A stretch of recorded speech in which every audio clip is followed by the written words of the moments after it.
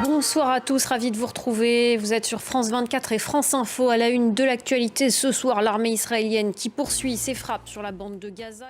Au Proche-Orient, au 73e jour de guerre entre Israël et le Hamas, l'armée israélienne poursuit, je vous le disais, ses frappes sur la bande de Gaza, notamment à Jabalia, dans le nord de l'enclave, depuis le début de cette guerre, selon le mouvement islamiste palestinien. Et dans ce contexte, les appels en faveur d'un cessez-le-feu se multiplient car il y a aussi la crainte d'un embrasement régional. La chef de la diplomatie française était au Liban ce lundi, Catherine Colonna. Quant à Lloyd Austin, le ministre américain de la Défense, lui, il était à Tel Aviv. On va voir ça tout de suite avec Serine Bey. Et le secrétaire américain à la Défense, Lloyd Austin, ce lundi soir au Bahreïn, a annoncé la création d'une opération militaire multinationale en mer Rouge.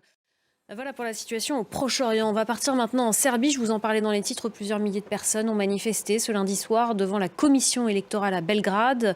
Des manifestations pour dénoncer des fraudes lors des législatives de ce week-end, alors que le président Aleksandar Vučić a revendiqué la victoire de son parti.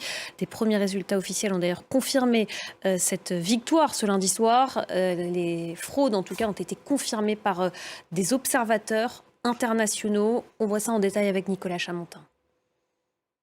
L'actualité politique en France, une semaine après avoir été rejeté à l'Assemblée nationale le projet de loi immigration porté par Gérald Darmanin, le ministre de l'Intérieur a fait son retour devant une commission mixte paritaire ce lundi, une commission composée de 7 députés et 7 sénateurs qui déjà a suspendu 2 fois ses travaux ce lundi soir. Alors qu'est-ce qui coince pour le moment? On va voir ça tout de suite avec nos confrères de France 2.